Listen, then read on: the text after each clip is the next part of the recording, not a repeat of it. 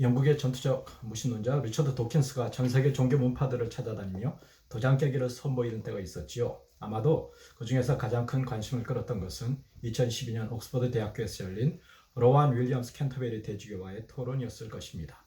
유신론을 대표하는 성공의 수장과 무신론의 아이콘 사이의 토론이었지만 신사적이고 품격이 넘쳤습니다. 대주교는 도킨스의 과학적 기여와 업적을 치하했고, 도킨스는 시종 경청하는 태도를 보이며 자신이 문화적 성공의 신자라고 립 서비스도 했습니다. 하고자 하는 얘기는 이 토론에 대한 것은 아닙니다. 이 토론에는 두 사람 외에 다른 한 사람이 사회자로 직접 참여하였습니다. 그가 옥스퍼드 대학 철학자 앤서니 케니 교수였습니다. 이 조합이 기묘했던 이유는 그가 공개적인 불가지론자였기 때문이지요. 누구의 아이디어였는지 모르지만 영국을 대표하는 유신론자, 무신론자, 불가지론자가 인간의 본성과 궁극적인 기원의 문제라는 주제를 놓고 한자리에 마주 앉았습니다. 품격이 넘쳤다는 것은 달리 말하면 기대했던 만큼의 박진감은 없었다는 것입니다. 도킨스도 마음에 들지 않았던지 나중에 사회자인 앤서니 케니 때문에 토론을 망쳐버렸다고 투덜거릴 정도였습니다. 앤서니 케니는 중세 토마스 아퀴나스의 철학부터 20세기 비트겐슈타인의 철학을 공부하는 영국을 대표하는 철학자로 영국 학술원장을 지내고 기사자기까지 받은 인물입니다. 제가 한국에서 대학원을 다닐 때 그가 쓴 위클리프 사상에 대한 책자를 통해 처음 알게 되었습니다. 다시 그를 접한 것은 영국에서 공부를 마칠 무렵 도서관 서가에서 우연히 집어든 그의 자서전 로마로부터의 길 A Path from Rome을 통해서였습니다. 알고 보니 전제 가톨릭 사자라는 흔치 않은 이력이 있었습니다. 제 기억을 더듬어 보면 그는 리버풀에서 독실한 가톨릭 집안에서 태어났고 삼촌 역시 저명한 가톨릭 성직자였습니다. 집안의 분위기 속에서 어려서부터 자연스럽게 사제가 되고자 했고 로마에 있는 가톨릭 신학교에서 사제 수업을 받았습니다. 또 동시에 옥스퍼드 대학에서 철학 박사 과정도 밟았습니다. 그는 영국 가톨릭 교회에서 현재 사용하고 있는 예루살렘 바이블의 최초 번역자 중 한 명입니다. 그러나 책의 제목이 암시해 주듯이 이 책은 그가 어떻게 가톨릭 사제의 길을 떠났는가를 고백하는 자서전입니다. 우리가 흔히 보는 방황 가운데서 신을 만나 비로소 구원에 이르는 여느 고백록과는 정반대인 셈입니다. 책은 신학생 시절 그리고 사제가 된 이후 그가 겪었던 신앙의 회의와 고민을 담담하게 그렸습니다. 그가 수학했던 로마의 신학교는 교황이나 가톨릭 성직자들이 배출되는 전도 유망한 곳이었지만 그곳에서도 신의 존재에 대한 본질적 의문을 해결하지 못했습니다. 마음 아프게 기억나는 것이 신의 존재에 대한 회의가 들 때마다 아퀴나스의 신학을 가지고 신 존재를 증명하고자 씨름하던 모습입니다. 철학적 논증이 잘 되었다 싶었던 날은 마음의 평화가 찾아왔지만 그렇지 않을 때에는 온통 어두운 뿐이었습니다.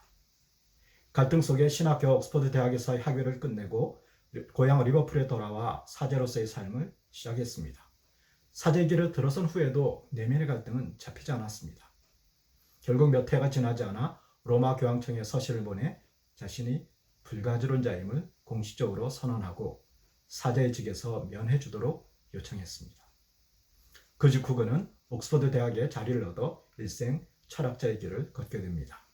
몇 년 후에 한 여인을 만나 결혼을 합니다. 평신도의 자리로 돌아왔지만 사제로서 한 독신서약은 여전히 유효했기에 결혼 후 가톨릭 교회에서 파문을 당했습니다. 아마 중세라면 이런 것이 큰일이었겠죠. 그러나 그는 여전히 옛 신학교 친구들과 교류하며 제약 없이 미사에도 참여한다고 합니다. 이것이 예전에 제 기억 속에 남아있는 앤서니 케니의 모습입니다. 우연찮게 한 인문학 아카데미에서 그의 책으로 현대 철학 강의를 한다는 글을 보고 오랜만에 기억을 떠올렸습니다. 10년 전의 감상과 지금의 느낌은 다소 다르지만 더듬어 보면 그때는 앤서니 케니가 겪은 내적인 고민과 갈등에 대해서 마음이 아렸었습니다. 그의 고민은 모든 것을 이성적으로 규정하려는 라틴 신학의 궁극적인 한계가 아닌가 생각했습니다. 신의 존재나 창조, 구속, 심판 등 핵심적인 이슈들을 우리의 언어로 이해할 수 있게 만드는 것이 조직신학의 작업이라고 한다면 규정함으로써 등장하는 불가이한 더 큰 여백에 대해서는 알지 못한다고 고백할 수밖에 없습니다. 본질적인 신의 존재에 대한 것이건 신이 창조한 세계나 인간의 본질과 행태 및 습성을 이 언어의 논리로 범주할 수 있다는 것은 어찌 보면 사실 오만입니다. 더 생각해보면 불가지론이란 용어조차도 규정하기 좋아하는 서구 신학의 산물이지요. 중세 라틴 교회가 천국과 지옥으로 마땅치 않은 것을 채우기 위해서 연옥을 탄생시켜야만 했던 것처럼 말입니다. 하지만 동방 신학은 연옥은 말할 것도 없고 천국이나 지옥도 이 물리적인 장소의 개념으로 생각하지 않습니다. 그 관점에서 보자면 우리 모두는 확신과 불신 사이에 불가지론의 언저리에 걸쳐져 있습니다. 우리는 보이지 않는 것을 보는 것처럼 믿는 것, 이걸 너무나 사모한 나머지 모든 것을 확신의 대상으로 환원시키는 것은 아닌가 생각해 봅니다. 구원의 확신이란 말을 너무나 쉽게 사용하는 것도 사실 불편합니다. 그건 그렇다 칠 수 있겠습니다. 그러나 지구 나이 6,000년임을 믿지 않는 것은 성경을 믿지 않는 것입니다와 같은 메시지가 여전히 강단에서 확신에 차서 선포되고 있습니다. 우리가 확신에 찬 어조에 끌린 이유는 아마도 불안한 현대인의 삶을 거들어주는 심리적 기저로서의 역할을 하기 때문일지도 모릅니다. 물론 굳이 교회까지 와서 불확실성이나 고민 이런 단어를 마주하는 것은 편한 일은 아닐 것입니다. 그러다 보니 신앙이라는 것이 하늘의 뜻을 찾고 신비를 숙고해가는 구도의 과정이기보다는 전도자들이 진리라고 선포하는 것을 아멘하고 화답하고 수용하는 것이냐 한없이 가벼워졌습니다. 그것이 신앙일까요? 아니면 주체의 상실일까요? 성도들의 모든 고민을 확신을 갖고 설득력 있게 풀어주는 것이 좋은 목회자일까요? 부딪히는 삶의 문제는 누가 대신해서 고민해서 답을 줄 수 있는 것이 아닙니다. 불완전한 인간에게 회의와 고민은 성찰을 통해서 성장하게 하는 자양분입니다. 지금 와서 제가 앤서니 케니에게 이입되는 감정은 그가 자신의 고백 이후 걸어간 경계인의 삶에 대한 경의입니다. 조금만 생각해 보면 교회는 말할 것도 없고 우리 사회의 많은 문제는 이 확신이라는 것으로 환원될 수 없는 것에 확신을 강제함으로써 발생합니다. 그래서인지 경계인, 회색인, 주변인 그 어떤 용어로 불리건 간에 그들에게 관대하지 못합니다. 오늘도 확신에 찬 사람들이 경계 앞에 서 있는 이들의 손을 잡아주기보다 등을 떠밀고 있습니다. 우리는 늘 그랬습니다. 그리스인 조르바의 자유로운 사고와 삶은 해방의 행동으로 치켜세우지만 우리의 현실은 어땠던가요?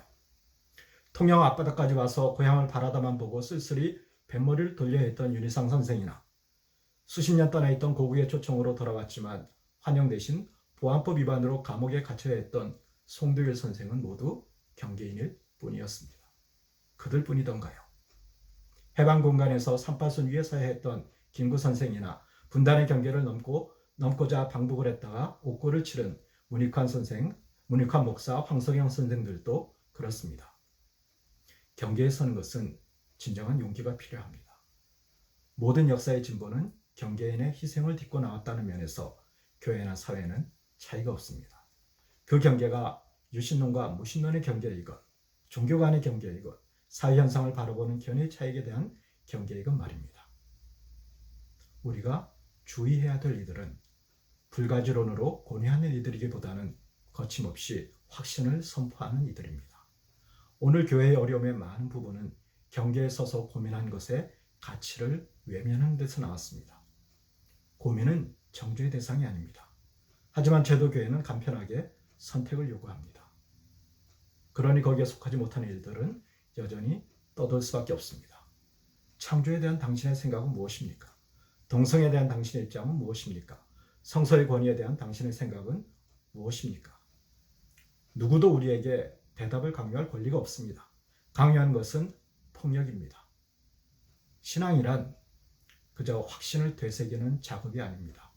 끝없는 모호함 속에서 자신의 선자리를 확인하며 점검하는 작업입니다. 하지만 교회는 너무나 안전한 곳이 되어버렸습니다. 경계의 선자들이 진입하기에는 보안 검색이 지나치게 까다롭게 변했습니다. 경계에 선다는 것, 틀을 넘는다는 것은 그저 모든 것을 상대화하자는 의미가 아닙니다. 경계에 선다는 것은 우리의 지평이 넓어지고 품이 넉넉해지는 경험입니다.